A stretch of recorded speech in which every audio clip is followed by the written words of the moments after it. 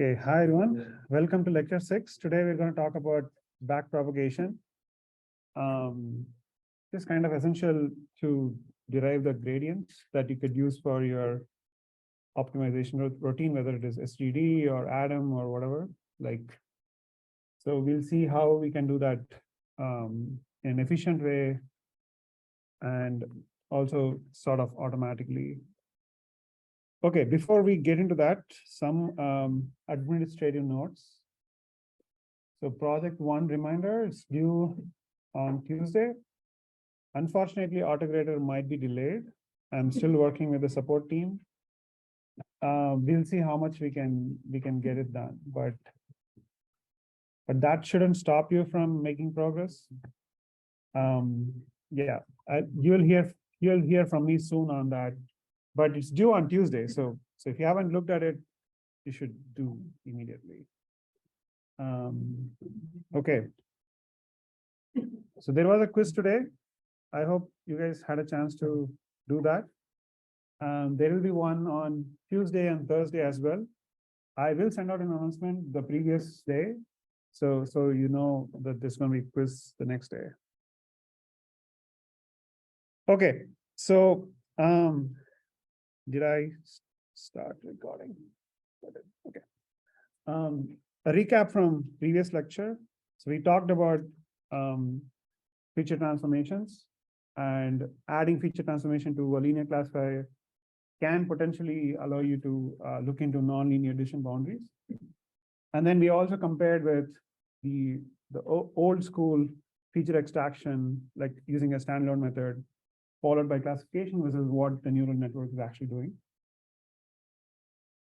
We started looking into fully connected neural networks. We started from linear classifiers and ended up there, specifically looking at nonlinear activation functions. And then we also compared like what does it mean by one template for linear classifier versus neural networks, which can compose different templates. Yeah. And we discussed a little bit about like this concept of space warping that neural networks do, and why neural networks are called universal approximators.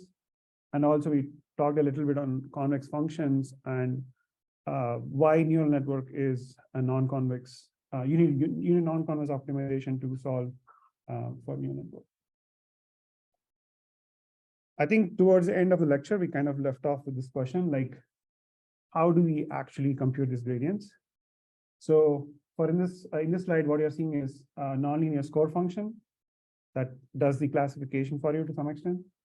And then you have a data loss term per element, which is hinge loss, then L2 regularization, and your entire loss with respect to all of these parameters would be written out like that.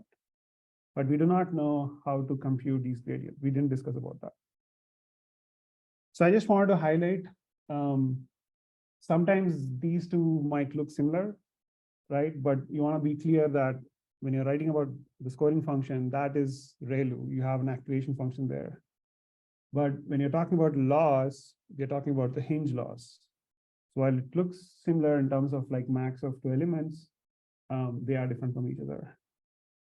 And here we are talking about regularization, but it has two terms here because there's W1 and W2.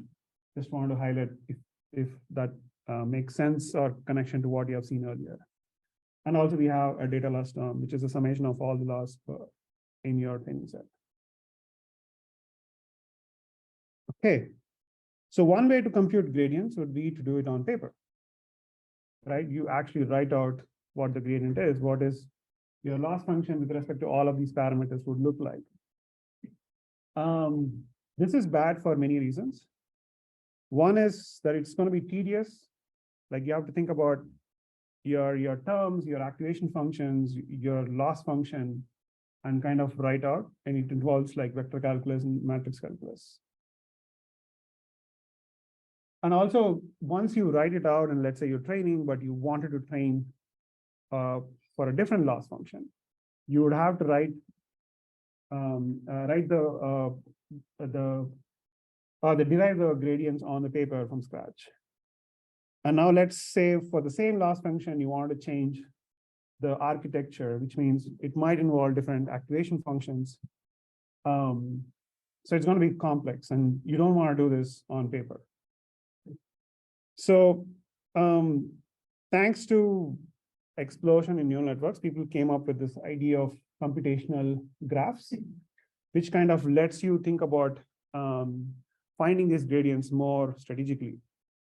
For instance, what you're seeing in the slide is a linear classifier which has input x, which is in the vector form, and then you have your weight matrix. So this particular node that you'll see, if I can show my mouse. So this particular node that you see here is basically an algebraic operation that's happening. So each of these nodes is basically an operation, right?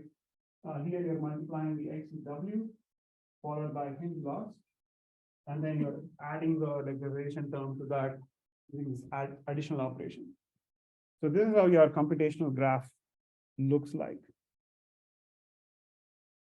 And by listing it like this, what happens is you can automatically compute gradients by doing backprop. And the reason it is very efficient is that even if you change your neural network architecture, as long as you can represent that using a computational graph, you can compute backprop or gradients automatically. So now imagine this is a simple thing, simple linear classifier.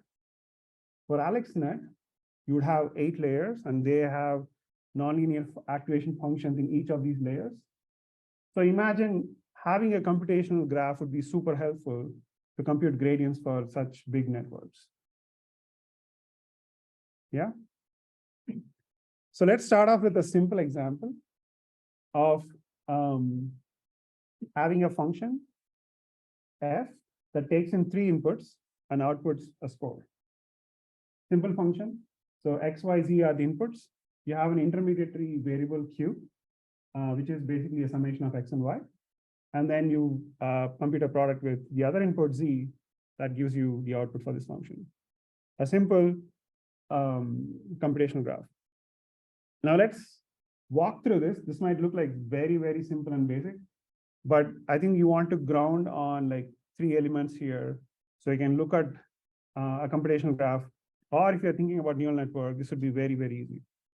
So bear with me. I know it's going to be super simple, but like try to understand like the terms that I'm using. So let's say we take x is equal to -2, y is 5, z is -4. And of course, you can compute the values here, right? Q is going to be 3, and f is going to be -12. So backpropagation actually has 2 core steps. One is forward pass, and then a backward pass. So in the forward pass, what's happening is you are computing the values of all the intermediate variables till the end. Right? You took -2 and -5, you computed 3, and then did a product or multiplication with -4 to get -12. Yeah. So that's the forward pass. Now backward pass, we are interested in finding the gradients with respect to the inputs, which are x, y, and z. But of course, in the process, you will also compute gradients with respect to the intermediate variables. We might not care about it, but you would need that to compute the gradients with respect to the input variables. Yeah. So I'm going to use derivatives and gradients interchangeably. So understand that both of them are the same. Okay, so let's start from the rightmost side. So first, basic term would be your derivative of your output with respect to itself. So that's where you start. So which is 1 in this case, right? So we would call this to be upstream or downstream. Let's see. Okay, so you have 1. Now let us think about what would be derivative of f with respect to z. So from the forward pass, we know that f is a product of q and z. So here it's going to be just q, right? So the q was 3 according to the forward pass. We're looking at the values here. Yeah. Now let's look at what is derivative of f with respect to q, the intermediate variable. The intermediate variable q, if you think about the forward pass, f is a product of q and z. So this is going to look like yeah, so q and z, you're derivating with respect to q, so you get z. Right, so that's minus 4. So you are getting these values from your forward pass. Yeah. Now let's look at derivative of f with respect to y. Now this is slightly involved, right?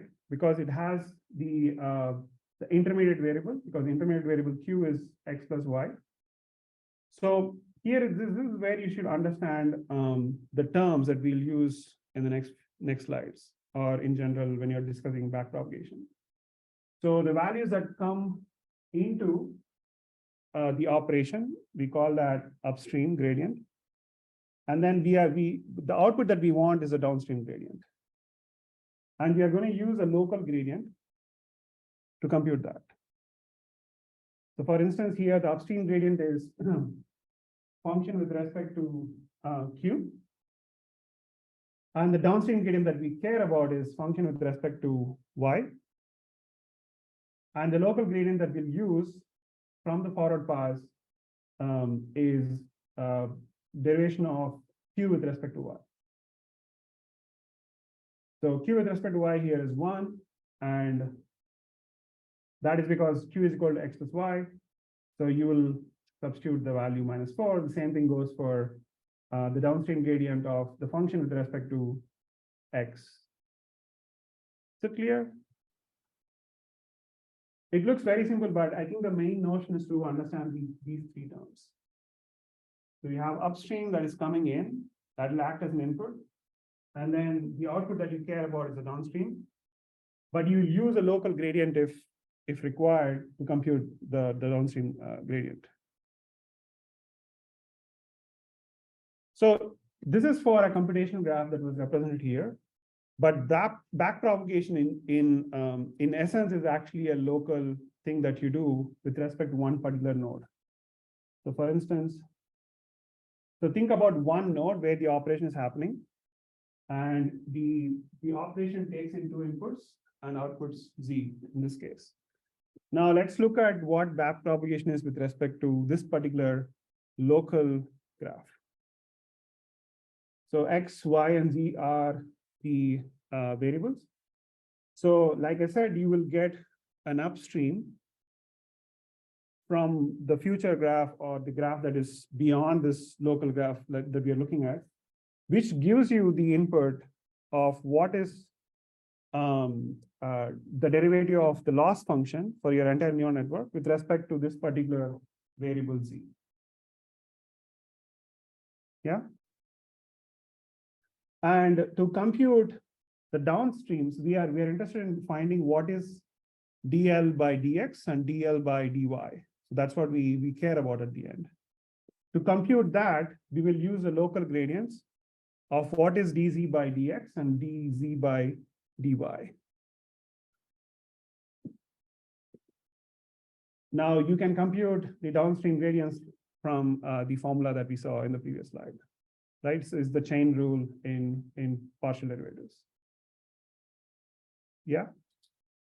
So you get the upstream from someone else, and then you use your local gradients to compute the downstreams. And you can pass on to that for a different node for which your downstream will act as an upstream.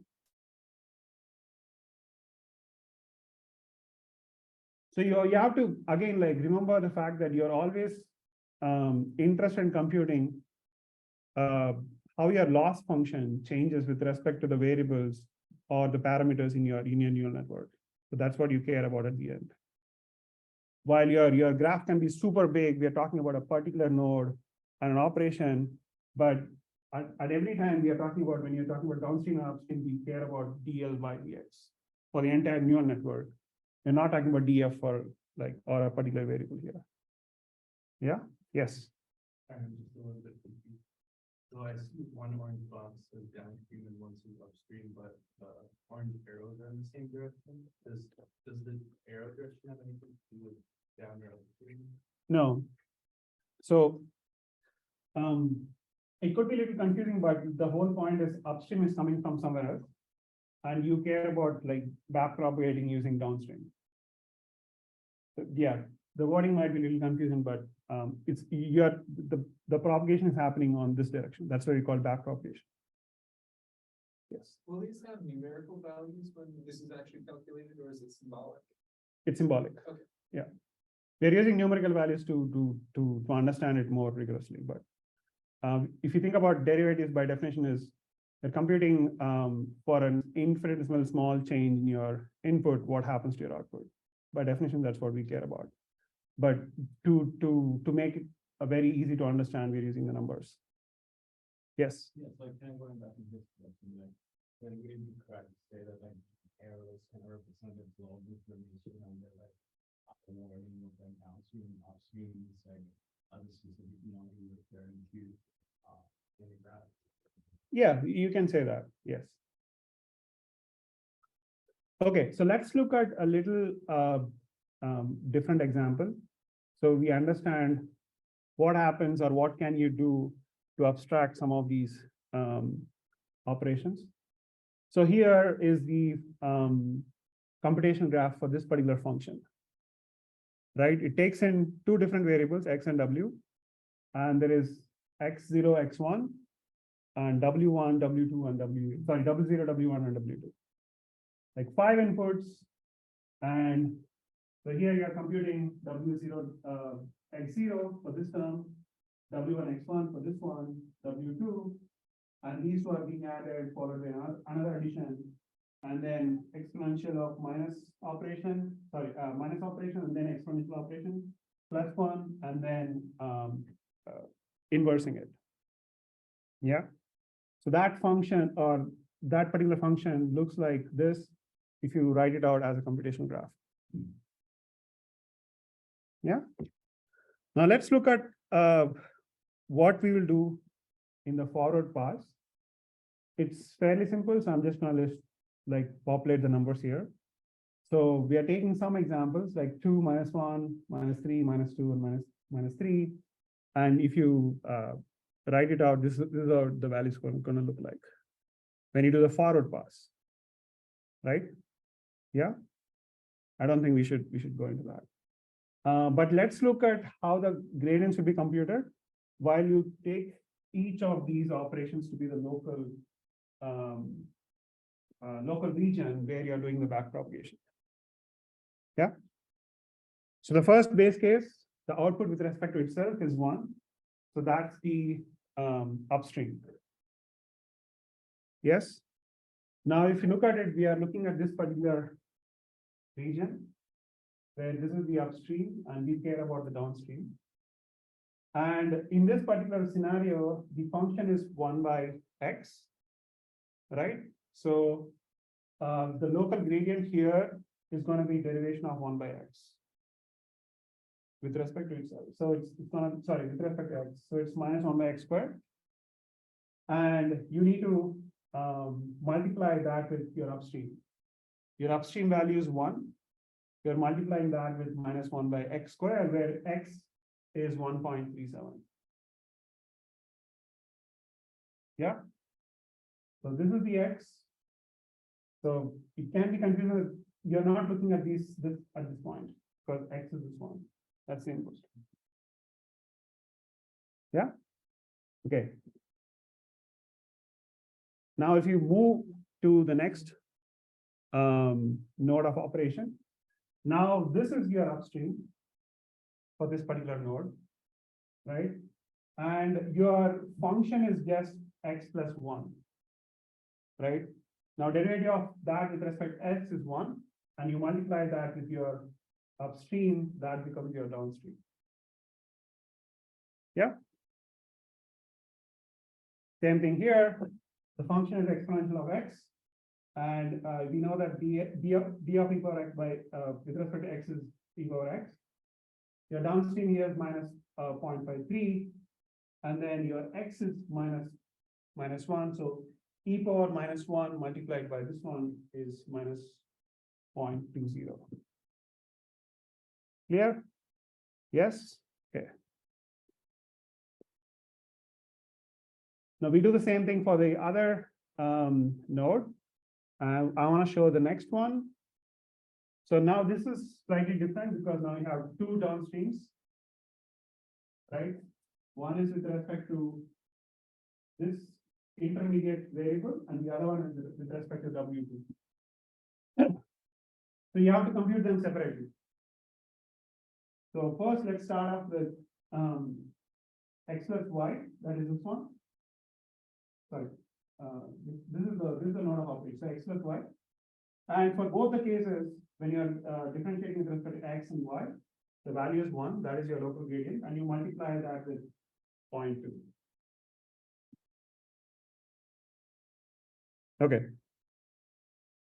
So you do the same thing for the other node as well. I'm going to keep moving. I think there's probably a rounding error here. It should be 0.4. And 0.4 and sorry, minus 0.4 and minus 0.6. So while doing this step by step, you might have recognized some sort of pattern on how these updates are happening.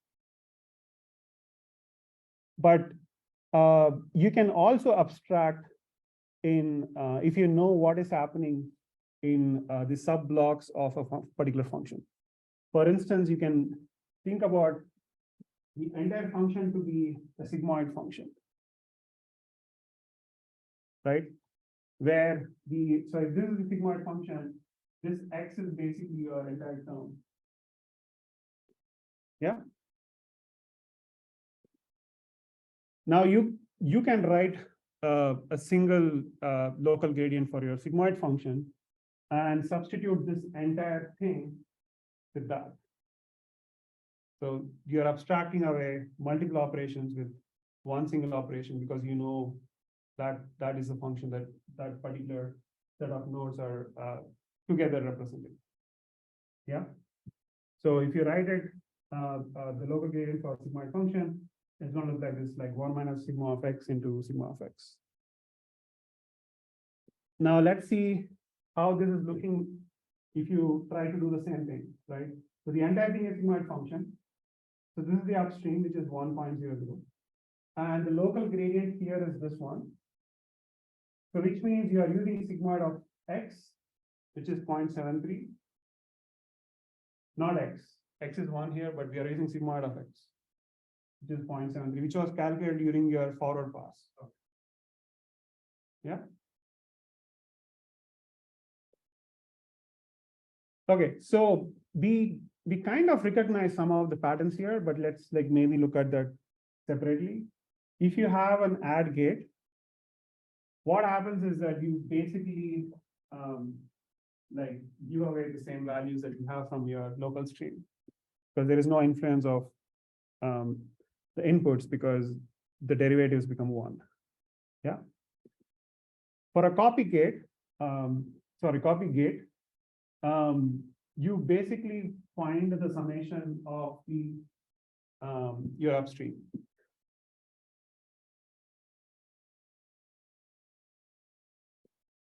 And for multiplication, you multiply your upstream with the other value. For instance, for this one, you would use this and the other way. Yeah, you're seeing some patterns here. So you can, so these are some basic primitive algebraic expressions. So you can get computational efficiency by just like looking up the values from your forward pass, and you don't have to actually do any operation. We are trying to be very, very like cheap in terms of operations because we're talking about only one node here. And imagine AlexNet, and imagine how many operations you need to do for doing the backpropagation. For max gradient, so you would not have any gradient on the direction where the value is minimum. Like it's not influencing the output. Okay, so if you take a computational graph, you can write the forward pass very easily, right? You pretty much can write that in few lines. The backward pass would look like this. This is probably how you would implement for your P1 and P2. So you would start off with the base case, right? And then you would write each of these grads based off of. So I'm also highlighting these values here from the forward pass because you're using that values to compute your backprop. Yeah, so on the positive, the plus operation again, and then two, the product operations. So you are using your forward pass every time you're computing your gradients. Okay. So if you look at the snippet from your project code, this is how it look like. For the forward pass, you have all the variables that you care for, like the scores, the margins, the data loss, regularization loss, and everything. So the more granular you write these values and like store them, you'll be able to use that easily for your backward pass. And if you look at in general what a pseudocode would look like for backpropagation, this would look like this, where your function takes in an object, which is basically the computational graph. And then you have two blocks. One is the forward pass and the other one is backward pass. Now, let's look at an actual code to understand how this might look like, for instance, multiplication operation. So you have two blocks, forward and backward. The forward takes in something called context, along with the input variables X and Y. Now, you want to store the forward, the values from your forward pass. So that's what the context pass is actually doing.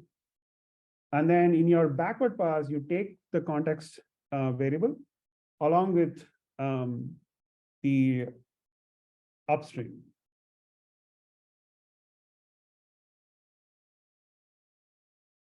Okay. Any questions so far? Is it too simple?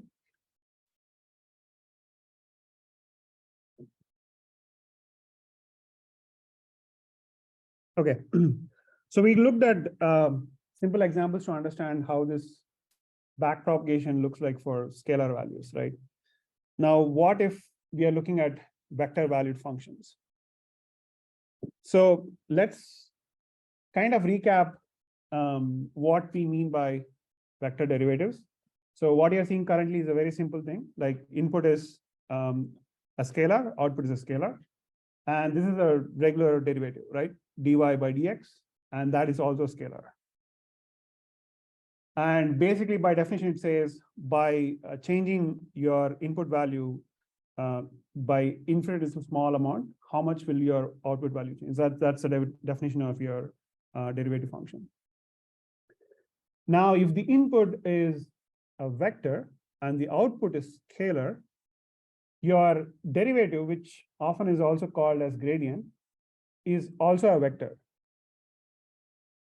So what this basically says is for each element of your input, if it changes by infinitely small amount, how much does it contribute or how much does your output change? Yeah. So the thing to note here is your gradients are going to be a vector. If the input is a vector, the output is a scalar, the gradients is going to be a vector. And if the input is a vector and the output is also a vector, your derivative is basically a Jacobian, where you're trying to see, like, for every element in your output, how much does each element in your input influence or affect? Like, what is the change it contributes to for your output vector? So this is actually a matrix, right? So again, when your input is scalar, output is scalar, it's basic derivation, like it's the derivative is also scalar. The input is a vector, output is a scalar. We are talking about a vector of gradients. If the input is vector and the output is also a vector, then we are talking about a matrix. Yeah. Okay, so now let's look at the backpropagation with respect to vectors. So the thing to note here is, let's say each of them have different dimensions. So let's say X has dx as its dimension, Y as dy as its dimension, and the output dz for this particular operation has dz as its dimension. The thing to always remember is at the end, your loss is still a scalar, right? We are talking about a local operation node in the entire neural network. The output is always a scalar. So somebody is giving, or like other operations are giving you what we called the upstream. So that is with respect to your loss function. Yeah, so that is coming in the same way that we saw earlier. So that will have the same dimensions as the variable itself, because we are talking about how does, or by changing individually small amount of z, what happens to your L? So how much does each of these elements of z contributes to the change in L, right? So it will have the same dimensions as your z. Yeah. Now, similar to what we saw earlier, we'll have local gradients, but in this scenario, they will be matrices or Jacobian. And the easy way to remember is that you can think of the matrix dimensions to be starting off with what is the denominator followed by what is the numerator. Yeah. And now you compute the downstreams by the same chain rule that we saw earlier. So which would convert your upstream, which had dz dimension, into your downstream variables dimensions. So for instance, here it will be of dimensions dy, and there will be dimensions of dx. Is this clear? The dimensions, operations, the same formula that we saw earlier. Okay, now let's look at this with some values. So simple function, there is one input, x, and one output, y. But x is 4-dimension and y is also 4-dimension. And the operation that is happening here is a max operation, or in other words, the hinge loss. Or yeah, the hinge operation, or whatever you call it. So again, we need to have somebody giving us upstream. So let's take let's assume that we have an upstream that is given for computing these gradients. And your Jacobian would look like this for this max operation. So look at this particular matrix here, or the Jacobian. It basically talks about how the elements are being influencing the output, or how the input is influencing the output. So for instance, in the first input, it's basically the same value, whereas for the second one, because of max operation, we don't actually get the value. For the third and fourth, the same thing. Like for the third, there is same value comes in because it's max. Whereas the fourth element, the input is negative, so we have 0. So this particular Jacobian is talking about how the change in the input affects the change in the output in a way specific to this particular input here. Yeah.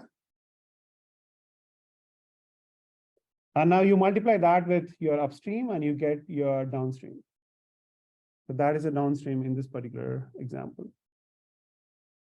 So one thing to note here is the Jacobian here is very sparse, meaning the non-diagonal entries are always 0. Now imagine this is only 4-dimensional case.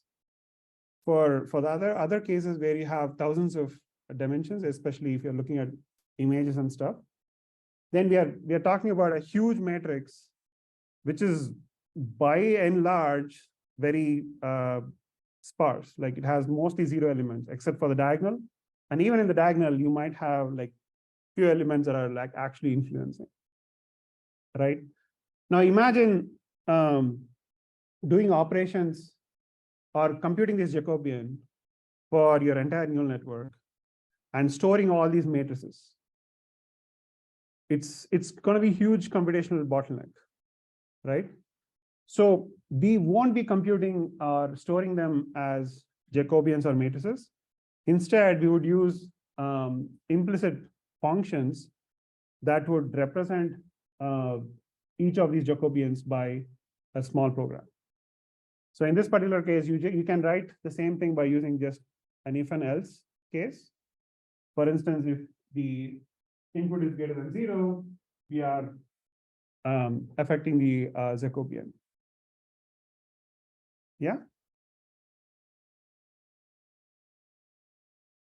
So once you compute it, so then what do you do for that before you create? Sorry, can you come on? Like, 4050. Mhm. What is that? So that will be used for the other node to do your so they become upstream for the other node, right? So in your code, if you think about before your SGD updates or stochastic gradient descent updates, we care about DWs, DW1, DW2, and then we update the W1 and W2 based on the gradients. So all we are doing here is trying to come up with those DWs. Yes. So in practice, this is the big dictionary of stored derivation rules that it looks up. Right. So PyTorch has implementations for all of these algebraic expressions that it kind of uses. Because you're using tensors, these happen internally as a backpropagation for each of the variables that you define. Okay. So how does it look for matrices? So again, the consistent thing to remember here is we are talking about loss, which is a scalar, right? For the entire neural network, your loss is going to be a scalar, right? But in this particular local operation, your output is a matrix. Your inputs are matrix. So again, you get an upstream gradient from other graph that you would use, which will affect,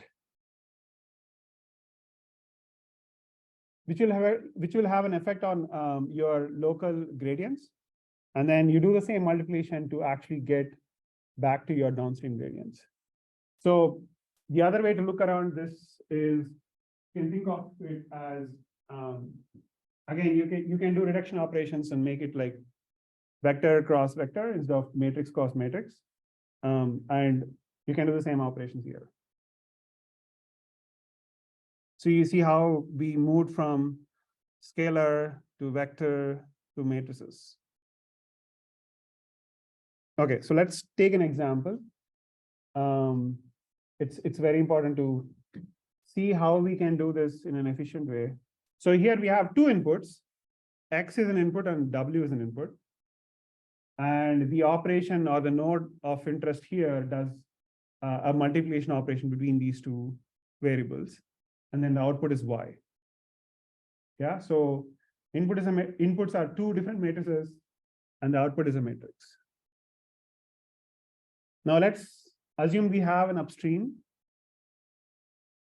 which is from another graph or another node, which is of the same dimension as your Y here. And we want to compute what is DL by, let's say, DX. So we want to DL by DW as well as DL by DX, but let's talk about DL by DX first. And yeah, like I mentioned, we are talking about matrices now. It's going to be like huge computational bottleneck to store all of this in your memory. So we will look at how to do this implicitly, but let's walk through the example so we understand how that happens.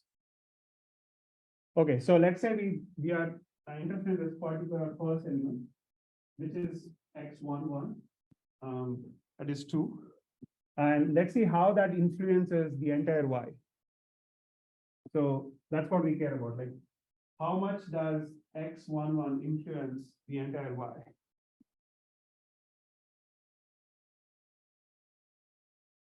So if you take like the chain rule, we are talking about DL by dx11, which can be multiplied with a local gradient and the upstream that we got.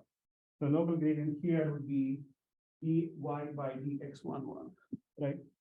So the element the first element in the X matrix, which is 2, it influences the entire Y in this fashion.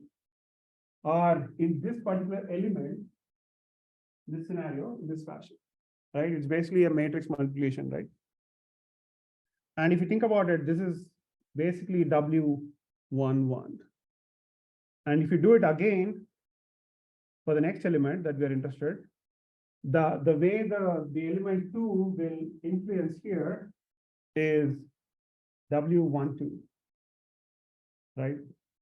So again, similarly, the other term as well. So in other words, if you look at, let's say how it influences this particular element here, it does not have an influence. So the influence is 0. Because to get this value, you need to multiply these elements with, you need to compute an inner product with this and this, whereas this is not actually having influence. So that value becomes 0, and if you continue, the other values are also 0. So in a way, what happens here is you are computing an inner product with the first row of W and the first row of your upstream. So think about inner product of the first row of W and the first row of the upstream. So that's what constitutes to your first element. Now let's take an example of how this element will influence your output. So similarly, we are looking at the third row of W and the inner product of that with the second row of your upstream. So in other ways, what we are seeing here is basically a matrix vector multiplication between your upstream and the weight matrix transpose. So you don't have to store the gradients or the Jacobian in this case. You just need to do this particular operation. And the easy way to remember this is your dimensions should match, right? We care about dl by dx, which is your downstream. And then you have this your upstream, which is m cross m. And the only way to get n cross b would be to multiply your weight matrix transpose. Now let's look at the other downstream, which is dl by dw. You would see that you have to do the other way. You have to multiply not the rate. So we care about weight matrix. Now we are caring about the x transpose to be multiplied with your upstream. You see here? So this is being derived out of what we just saw, but this is an easy way to do the computation rather than storing your Jacobians. Cool. Okay. So in general, one way to look at how the backpropagation happens for your entire neural network, right? Let's say you have some input, the first layer being x0, and which has many layers resulting in your scalar value, which is your loss function. So the forward pass is basically multiplication of all these matrices. And it is associative in this way that you can actually do it in any order. Whereas when you're doing the backward pass, you want to do it from right to left. So you avoid matrix multiplication. You can just do matrix vector multiplications in this case. Right? So this is how your entire neural network is going to operate. You have entire forward pass followed by a backward pass. Yeah. And do you think there will be a scenario where the input would be a scalar and the output would be a vector? Any guesses? So we talked about the general neural network that we have been discussing, or the classification example, where the input would be a vector. Let's say it's from an image. The output is a loss. It's going to give you a value, or in a training scenario. Can you think of a scenario where your input is a scalar, the output is a vector? Yes, Miles. You get one word and you're recreating the sentence. I think it still uses, because the loss function is still, I think we are talking about a scenario that is not in a deep learning context. Yes. I guess if you have like a one button building on like temperature or something. Right. Yeah. So anything that involves sort of physical parameters, like for instance, physical simulations, where one value would influence your entire landscape, is an example. So, which is what people call forward mode automation differentiation, where the input is a scalar, the output is a vector. And if you are looking at training in those scenarios, or trying to find an optimized way of looking at the parameters, then you would do forward pass in a way from you go from the left to the right direction. So just an example, think about physics simulation to be a kind of a different example than what you are looking at in terms of image classification. Okay, so in summary, we saw what are computational graphs, and we talked about what are forward passes and backward passes. The thing to remember is backpropagation has its core two steps, the forward pass and the backward pass.